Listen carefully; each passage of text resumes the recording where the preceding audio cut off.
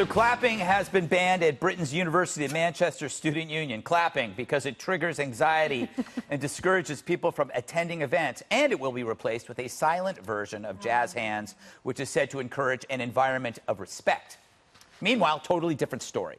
A Massachusetts professor says that the label veteran should be expanded to include peace activists. I say the label professor should be expanded to include messy droolers. The one thing these things have in common besides lunacy is that they've both broken out of the asylum gates of the local university. The seed pods from that garden of stupid are now blooming in the real world. Why is that? Because no one wants to say, man, that's really dumb. We're all bullied to silence now by the tyranny of grievance. Nobody wants to share the risk in calling out absurdity because that makes you a big meanie. Example, you're on a subway and a maniac gets on board. He's a babbling idiot. So everyone, what do? They look down at their phones. Why? Because no one wants to assume a piece of the risk. So they hide from the maniac.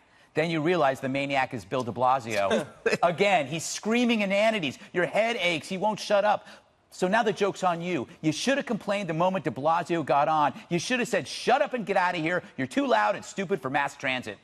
Ideological excess spreads when everyone looks the other way, whether it's on campus, in Congress, in media. But maybe for once it's time. Let's share the risk. It might be the only defense we have left.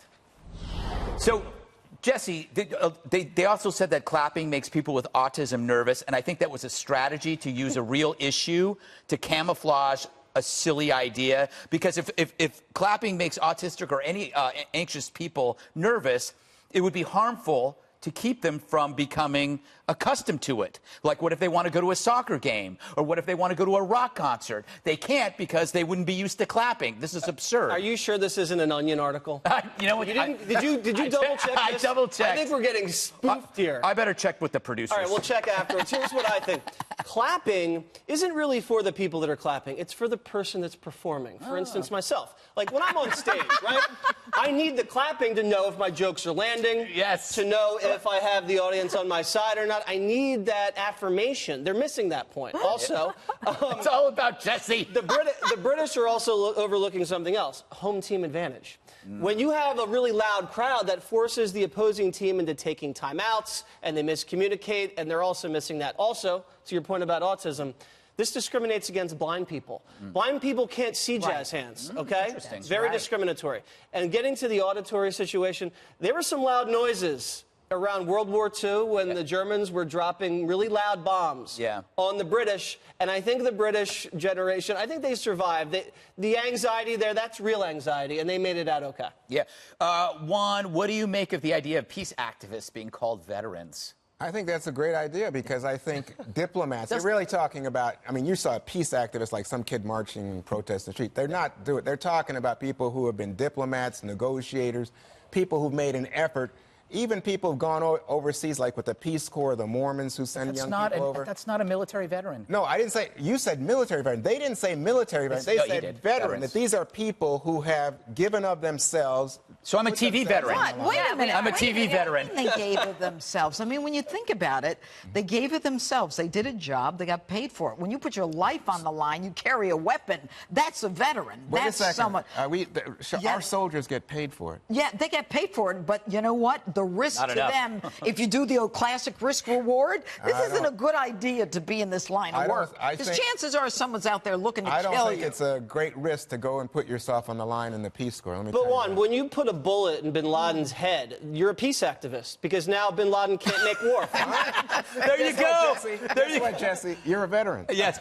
You know, Dana, I do feel that the big problem these days is that nobody wants to share the risk when there's a really dumb idea.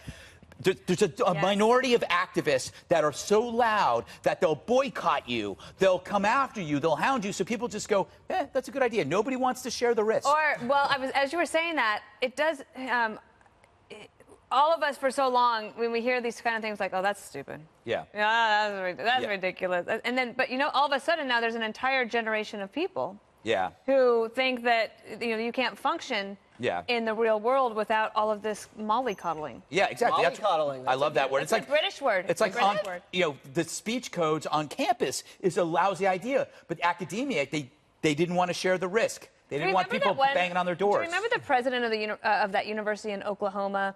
Yes. Who stood up and he said, like, we are not your babysitters. We're not your parents. We are here to challenge your thing. And remember, he got all that attention, but a lot of heart. More people should be like that. More people should be willing to take a risk. You know, Manchester United, by the way, has the loudest soccer fans. I don't know if they're not doing jazz hands. They're not doing jazz hands. But you know what? You ever been to Gallaudet?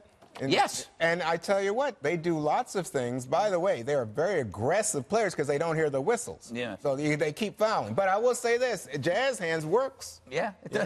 Juan is pro jazz hands. Pro jazz hands. I don't have any problem with it.